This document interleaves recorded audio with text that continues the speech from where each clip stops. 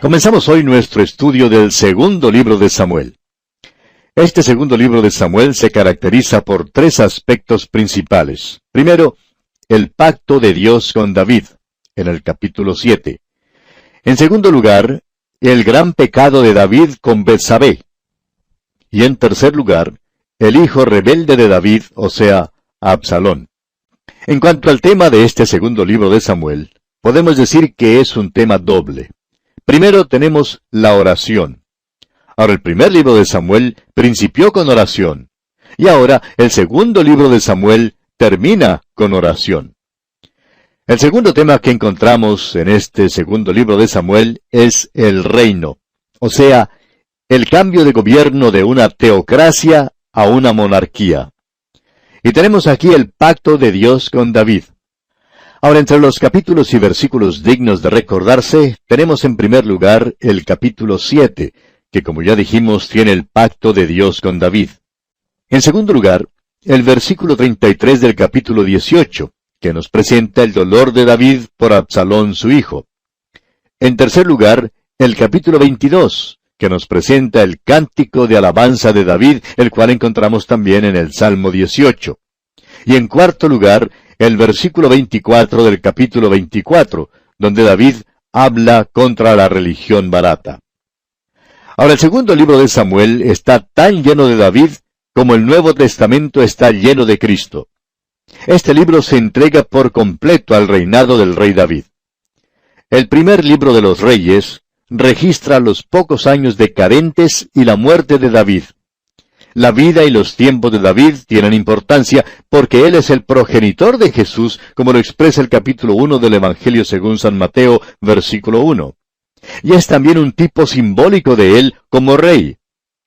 También el libro de los Salmos, en gran manera, fue escrito por David basándose en las experiencias de su propia vida. Aquí en el segundo libro de Samuel, los capítulos 1 al 10 cuentan de los triunfos de David. Y los capítulos restantes, los capítulos 11 al 24, cuentan de los apuros de David.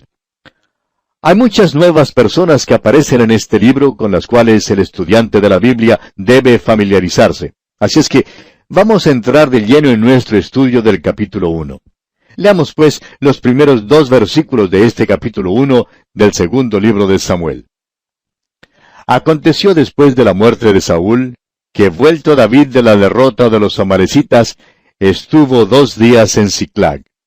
Al tercer día, sucedió que vino uno del campamento de Saúl, rotos sus vestidos, y tierra sobre su cabeza, y llegando a David se postró en tierra, e hizo reverencia. Estos eran tiempos oscuros en la historia de Israel. Habían sufrido una derrota en la guerra. Se hallaban en apuros porque estaban fuera de la voluntad de Dios. Al final de la Segunda Guerra Mundial, creíamos que habíamos logrado la paz en el mundo, y pensamos que podíamos dormirnos en nuestros laureles y de allí en adelante disfrutar de una vida de pecado y lejos de Dios.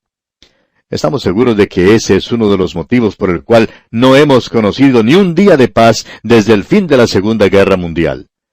Para nosotros ha sido una guerra continua desde entonces. Creemos que puede haber una lección aquí para nosotros. Habrá tumulto y guerras para la nación, el pueblo o los individuos que están fuera de la voluntad de Dios. El profeta Isaías dice en el capítulo 57 de su profecía, versículo 21, «No hay paz, dijo mi Dios, para los impíos». Isaías dijo eso 3 veces. Y me pregunto si eso no es también aplicable para nosotros en el día de hoy. Como ya hemos dicho, fueron unos tiempos muy oscuros para Israel. Usted puede ver la posición en que se encontraban. El rey Saúl estaba muerto. Jonatán y los otros hijos de Saúl también habían muerto. Israel había perdido la batalla. Los filisteos habían tomado toda la región norteña alrededor de Galilea y ahora también habían ganado terreno en el sur.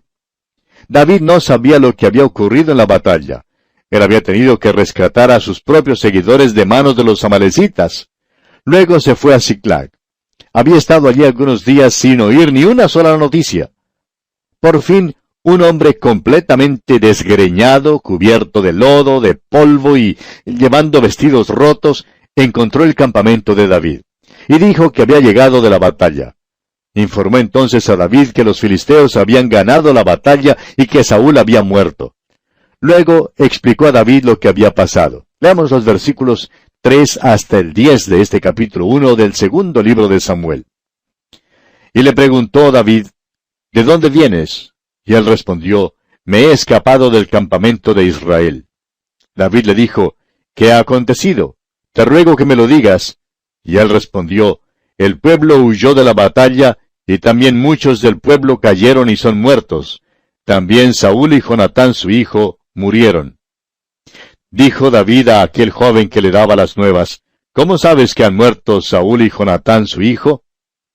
El joven que le daba las nuevas respondió, casualmente vine al monte de Gilboa, y hallé a Saúl que se apoyaba sobre su lanza, y venían tras él carros y gente de a caballo.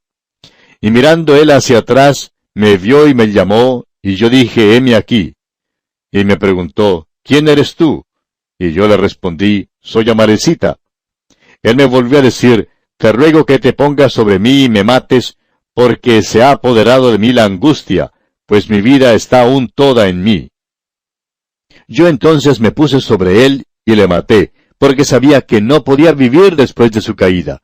Y tomé la corona que tenía en su cabeza y la argolla que traía en su brazo, y las he traído acá a mi señor. Podríamos preguntarnos, amigo oyente, si en verdad este Amalecita no encontró solo el cuerpo muerto de Saúl y le quitó la corona y la argolla y las llevó a David. O si por otra parte se encontró con Saúl mientras todavía estaba vivo. Bueno, creemos que cuando este Amalecita encontró a Saúl después que éste se había echado sobre su espada, todavía vivía. Cuando este Amalecita pasó, Saúl le pidió que terminara de matarlo. Lo interesante es que este joven confesó a David lo que había hecho, y parece que esperaba que David le diera alguna condecoración por su hazaña y que le inscribiera para una pensión vitalicia. Pero leamos lo que ocurre aquí en los versículos 11 hasta el 14 de este capítulo 1 del segundo libro de Samuel. Entonces David, haciendo de sus vestidos, los rasgó, y lo mismo hicieron los hombres que estaban con él. Y lloraron y lamentaron y ayunaron hasta la noche por Saúl y por Jonatán su hijo, por el pueblo de Jehová y por la casa de Israel, porque habían caído a filo de espada. Y dijo David a aquel joven que le había traído las nuevas, ¿de dónde eres tú? Y él respondió, yo soy hijo de un extranjero, Amalecita. Y le dijo David, ¿cómo no tuviste temor de extender tu mano para matar al ungido de Jehová? Si este hombre mató a Saúl, es porque Saúl había desobedecido a Dios cuando rehusó matar a todos los amalecitas, según el mandato de Dios en el primer libro de Samuel, capítulo 15. Si Saúl hubiera obedecido a Dios, este hombre no habría estado vivo para matarlo, y quizás Saúl hasta podría haber sobrevivido. David le preguntó a este joven, ¿cómo fue que no tuvo temor para alzar su mano y dar muerte al ungido de Dios? Usted recordará que David siempre rehusó alzar su mano para matar a Saúl, aunque se le presentó muchas oportunidades de hacerlo. Es muy bueno tratar de mirar las cosas desde el punto de vista de Dios. Mientras Saúl era rey, David nunca alzó su mano en su contra. Nadie más debía alzar las manos en su contra tampoco, porque Dios es quien puso la corona en su cabeza, y Dios debía ser quien se la quitara en su propio tiempo. Hay un peligro hoy en día, amigo oyente, de impedir la obra de Dios de muchas maneras. Podríamos contarle algunos casos muy interesantes acerca de algunos que han tratado de impedir la obra de Dios, el programa de Dios y al hombre de Dios. Dios interviene y juzga, siempre lo ha hecho. Es por eso que David le dijo a este joven Amalecita, ¿cómo es que no tuviste miedo de extender tu mano para matar al ungido de Jehová? Y veamos lo que ocurre aquí en el versículo 15. Entonces llamó David a uno de sus hombres y le dijo, ve y mátalo. Y él lo hirió y murió. David juzgó a la Amalecita por haber alzado su mano y dar muerte al ungido de Dios. Y el versículo 16 dice, y David le dijo, tu sangre sea sobre tu cabeza, pues tu misma boca atestiguó contra ti diciendo, yo maté al ungido de Jehová. Ahora, si este hombre inventó su cuento y su confesión, ciertamente fue una cosa fatal para él. David le dijo, si me has mentido, entonces tu sangre sea sobre ti, porque tú confesaste que mataste al ungido del Señor. Ahora creemos que este joven en verdad mató a Saúl. Hizo lo que David nunca habría hecho y entonces David lo juzga por eso. El dolor de David por Saúl y por Jonatán se revela aquí y vemos que es un dolor genuino. Leamos los versículos 17 y 18 de este primer capítulo del segundo libro de Samuel. Y endechó David a Saúl y a Jonatán su hijo con esta endecha, y dijo que debía enseñarse a los hijos de Judá. He aquí que está escrito en el libro de Jaser. Saúl había enseñado algo a Israel, hizo su contribución. Antes de su reinado, los israelitas no tenían armas de hierro para la guerra, y por tanto Saúl les enseñó a ser arqueros. El arco y la flecha era un arma muy eficaz. Muchos de nuestros antecesores darían testimonio de eso. El uso del arco y flecha ha sido crucial en muchas batallas y su buen manejo ha determinado en ciertos casos el rumbo de la humanidad. Continuamos ahora con el versículo 19 de este capítulo 1 del segundo libro de Samuel. Ha perecido la gloria de Israel sobre tus alturas, cómo han caído los valientes. Fíjese usted que la lamentación de David es cosa de belleza y revela su tristeza y dolor genuinos. Continuemos con el versículo 20. No lo anunciéis en Gat, ni deis las nuevas en las plazas de Ascalón, para que no se alegren las hijas de los filisteos, para que no salten de gozo las hijas de los incircuncisos. No lo anunciéis en Gat, dice. Ahora Gat era la capital de los filisteos. Ni deis las nuevas en las plazas de Ascalón. Ascalón está en la faja de Gaza. David todavía está viviendo en la tierra de los filisteos. Prosigamos con los versículos 21 y 22. Montes de Gilboa, ni rocío ni lluvia caiga sobre vosotros, ni seáis tierras de ofrendas, porque allí fue desechado el escudo de los valientes, el escudo de Saúl, como si no hubiera sido ungido con aceite. Sin sangre de los muertos, sin grosura de los valientes, el arco de Jonatán no volvía atrás, ni la espada de Saúl volvió vacía. A nadie le fue posible decir que Saúl o Jonatán eran cobardes. David y Jonatán eran amigos íntimos, se amaban. El dolor de David aquí, pues, es sincero. Avancemos con los versículos 23 y 24 de este capítulo 1 del segundo libro de Samuel.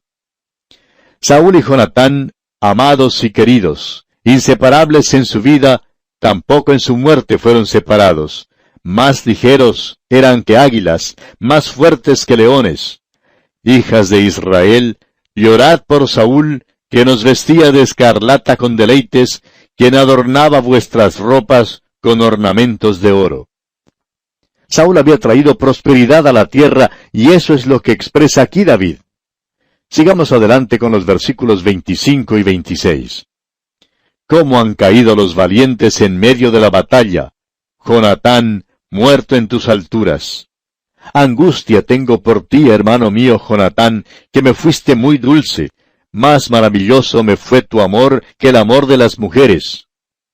Es muy interesante lo que David dice, más maravilloso me fue tu amor que el amor de las mujeres. Y esto es especialmente cierto, ya que estaba casado con la hermana de Jonatán. Más tarde nos daremos cuenta que ella traicionó a David. Creemos que en el principio Mical le amaba como héroe, pero llegó el día cuando ella lo despreció. David no tuvo mucho éxito en sus intrigas amorosas. Abigail es la única mujer noble que encontramos en su séquito. No estamos de acuerdo con los que creen que Betsabé era sobresaliente. No creemos que lo era. Su trato con ella fue un pecado desde todo punto de vista, y Dios los juzgó por eso. David no tuvo éxito en sus intrigas amorosas, y como resultado de esto, le fue posible decir en cuanto a Jonatán que él era un hombre que le había sido leal y verdadero hasta la misma muerte.